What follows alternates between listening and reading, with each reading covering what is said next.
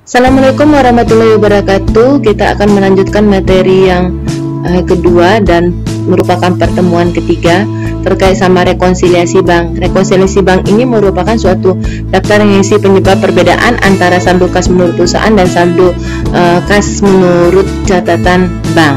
Berarti ada selisih perbedaan yang antara bank dengan yang ada di bank dan yang ada di perusahaan. Banyak hal yang menyebabkan perbedaan tersebut. Penyebabnya setoran dalam perjalanan misalnya yang sudah dicatat oleh perusahaan akan tetapi di pihak bank tidak lakukan pencatatan.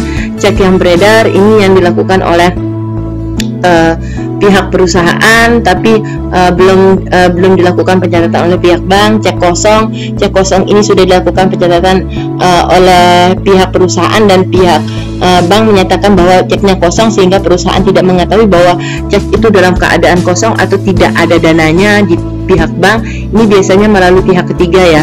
Untuk penagihan oleh bank yang belum diketahui oleh perusahaan, ada penagihan oleh bank misalnya melalui dana pihak ketiga, misalnya ada piutang wesel yang didiskontokan. Ini maksudnya penagihan ya, penagihan oleh pihak bank yang misalnya ketidakmampuan perusahaan untuk menagih utang kepada menagih utang orang lain atau piutang kepada pihak luar perusahaan sehingga dibutuhkan jasa transaksi dari pihak bank untuk menagih, akan tetapi dari sini penagihan oleh bank tersebut belum diketahui oleh perusahaan sehingga perusahaan belum melakukan pencatatan. Untuk jasa giro umumnya ini jasa giro ya. Sebentar. Ini jasa giro ya. Untuk jasa giro ini biasanya diketahui oleh pihak bank, akan tetapi biasanya di akhir bulan sedangkan pihak perusahaan belum mengetahui atau belum mencetak buku, biasanya perusahaan akan melakukan pencetakan buku di awal ya. Untuk beban bunga dan administrasi, beban bunga ini umumnya juga diketahui oleh pihak bank yang biasanya dilakukan transaksi di akhir bulan dan secara otomatis sudah masuk dalam pemotongan atau pemotongan dari pihak perusahaan yang ada rekeningnya ada di bank sedangkan perusahaan belum mengetahui. Adapun kesalahan koreksi misalnya salah ketik dari pihak perbankan atau dari pihak perusahaan. Ini contoh kasusnya, PT Sejahtera Mandiri bergerak di bidang perdagangan. Staf akuntansi melihat adanya perbedaan antara saldo kas di bank dengan saldo kas yang ada di perusahaan. Menurut catatannya, saldo kas pada akhir bulan Januari 2010 adalah 45.500.000, sedangkan menurut rekening koran, misalnya rekening koran yang ada di sini adalah menurut yang ada di bank ya sebesar 54.400.000.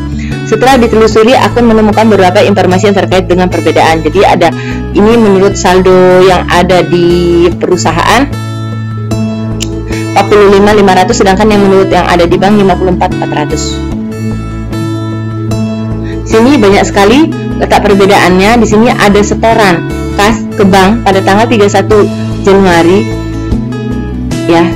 Sore harinya sebesar 15.200 belum dicatat oleh pihak bank. Berarti perusahaan sudah nyatat ya, tapi berarti pihak bank yang belum mencatatnya. Ini merupakan setoran dalam perjalanan. Tagihan PT Sejahtera Mandiri kepada PT KLM di Surabaya sebesar 9 juta. Ini tagihan kepada pihak ketiga, berarti pihak perusahaan belum melakukan pencatatan, tapi banknya sudah melakukan pencatatan. Pendapatan bunga bank, pendapatan bunga ini belum dicatat oleh perusahaan, tapi bank sudah melakukan pencatatan. Beban administrasi bank sebesar 300.000 belum dicatat oleh perusahaan, berarti ini bank sudah melakukan pencatatan, sedangkan beban ini merupakan belum dicatat oleh perusahaan, merupakan sebagian dari pengurang. Kalau pendapatan bunga bank ini merupakan penambahan ya. Cek yang diterima perusahaan atas penjualan produk penjualan pada tanggal 25 sebesar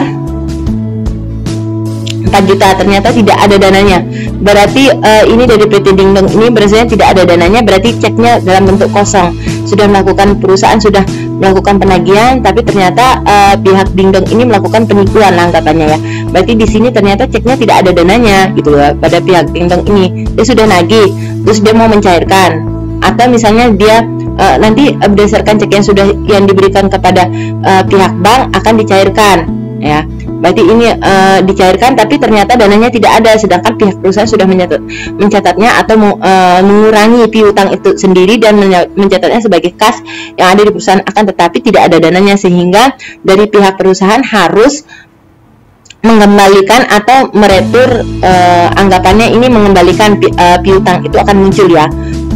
Ya, tadinya kan dia mengkredit ya piutang dagang itu, piutang terhadap PT Dingdong tersebut. Akan tetapi posisinya di sini karena kosong, berarti perusahaan sudah mencatat, berarti anggap aja penerimaannya kas pada piutang. Jadi piutang pada kas ya kalau dibuatkan jurnalnya. Di sini untuk transaksi yang keenam, cek yang telah dikeluarkan perusahaan atas pembelian barang dagangan pada akhir bulan yang lalu sebesar 13.600 ternyata oleh pemegangnya belum dicairkan. Ini belum dicairkan maksudnya bagaimana? Berarti kan dikeluarkan oleh perusahaan pembelian barang pada akhir bulan, berarti yang belum melakukan pencatatan di sini dari pihak bank, masih anggapannya ini ya cek yang sedang beredar, maksudnya itu cek yang jalan-jalan, mungkin lagi ke Udayana atau kemana gitu ya, masih jalan-jalan ini ya. Cek yang belum dicairkan berarti perusahaan sudah melakukan pencatatan sedangkan pihak bank belum. Cek sebesar 7.500.000 yang diterima perusahaan dari PT XYZ sebagai pembayaran piutang dicatat sebesar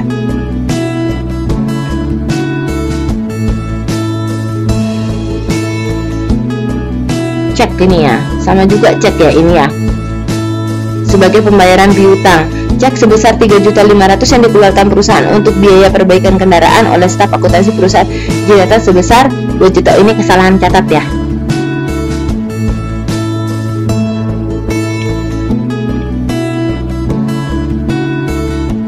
Ini kayaknya ada kekeliruan deh ini ya.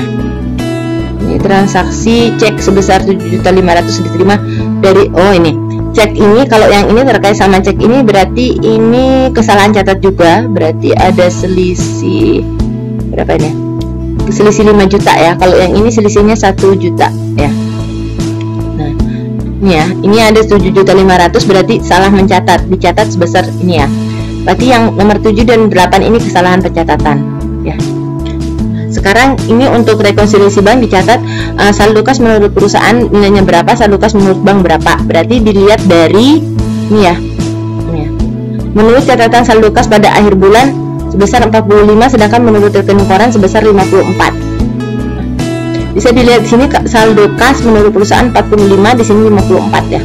54.400. Jadi berapa menurut perusahaannya dimasukkan, sedangkan saldo menurut banknya dimasukkan.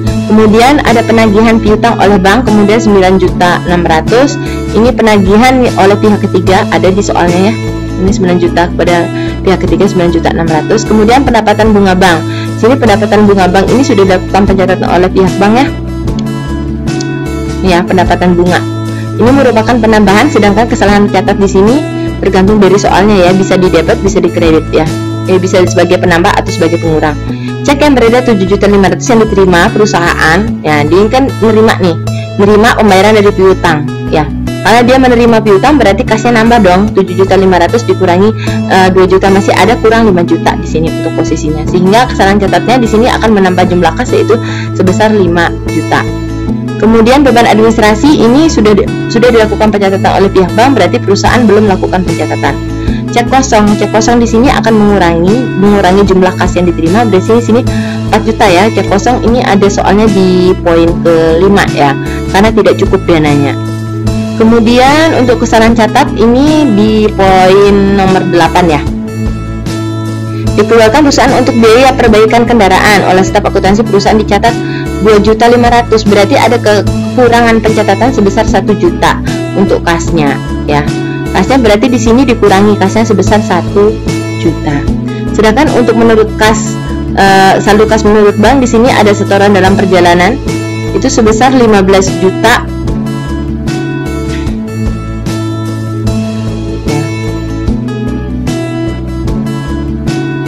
Cek yang dikeluarkan perusahaan atas pembelian barang pada akhir ternyata oleh pemegangnya belum dicairkan ya.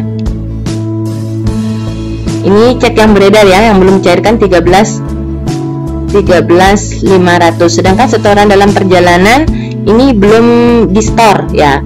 Berarti kalau yang 13.600.000 ini posisinya di angka 6, sedangkan untuk yang untuk setoran dalam perjalanan 15 berarti itu transaksi yang pertama ya. Setoran kas ke bank ya sore harinya berarti masih jalan-jalan nih, atau belum dicatat oleh pihak bank, sudah disetorkan tapi belum dicatat oleh pihak bank karena mungkin sudah tutup buku 15.200 posisinya. Ini ya. Nah, sehingga di total di sini untuk saldo menurut kas berapa, saldo menurut perusahaan berapa, di total jumlahnya. Berarti di sini menurut perusahaan ditambah, kemudian yang dikurang, kemudian saldo yang benarnya setelah ditambah dikurang ketemu 56, sehingga untuk menurut saldo bank juga sama akan menunjukkan saldo yang benar. Berarti saldo yang benar baik menurut perusahaan dan menurut bank akan sama, akan balance, yaitu 56 juta. Di sini untuk menurut bank juga 56 juta. Hal ini terjadi perbedaan yang seperti yang sudah saya jelaskan sebelumnya, ada setoran dalam perjalanan, cek dalam beredar, mungkin ada pendapatan bunga, penagihan piutang dan lain-lain sebagainya. Yang berikutnya kita lanjut. Nah, di sini terkait sama jurnal penyesuaian, berarti akunnya yaitu terkait sama kas ya. Ada kas, piutang di sini untuk yang dibuatkan jurnalnya itu yang terkait dengan yang ada di perusahaan itu saja. Di sini yang 9.600.000, kalau yang di pihak bank tidak usah dibuatkan jurnalnya karena bukan urusan dari perusahaan sendiri. Jadi yang membuatkan jurnal tersebut adalah pihak bank, bukan pihak perusahaan. Jadi posisinya kita di sini adalah pihak perusahaan yang menyamakan saldo kas yang ada di bank, saldo perusahaan yang ada di pihak bank berapa gitu ya. Jadi yang menyesuaikan di sini adalah, atau yang dibuatkan jurnal penyesuaiannya adalah kas yang menurut yang ada di perusahaan. Sedangkan kas menurut di bank ya urusannya bank sendiri yang melakukan penjurnalan. Berikutnya penagihan piutang oleh pihak bank. Di sini dibuat jurnal ya, kas pada piutang ya, untuk mencatat penagihannya ya. Kemudian ini dilakukan oleh pihak bank ya, kepada pihak ketiga berarti ya, pihak bank yang melakukan untuk menagih kepada yang berutang tadi ya. Kemudian mencatat penerimaan pendapatan. Ini pendapatan bunga berarti kas pada pendapatan yang ada di sini ya. Kemudian kesalahan catat, sini kas pada piutang koreksi kesalahan ya. Kemudian beban administrasi pada kas untuk mencatat beban administrasi bank. Kemudian ada piutang pada kas dan seterusnya. Yang semua ada hubungannya dengan kas ya, untuk koreksinya. Karena ini rekonsiliasi bank ini yang hubungannya dengan kas ya. Kemudian kita lanjut ke latihan. Di sini saldo kas per 30 November 2019. Ini kalian buatkan rekonsiliasi banknya ya, dan jurnal penyesuaiannya yang dikumpul pada hari ini juga ya. Yang bisa seperti biasa bisa digabung, bisa diketik, bisa digabung dengan materi yang sudah diringkas, atau dipisah filenya nanti dalam bentuk PDF atau dalam bentuk Word ya, terserah kalian. Nanti kemudian yang dari dua tersebut bisa dalam bentuk WinRAR ya, untuk dikirim melalui e-kampus ya. Mungkin sekian presentasi dari saya. Kurang lebihnya saya mohon maaf. Sekiranya ada pertanyaan bisa melalui grup WA ya. Terima kasih.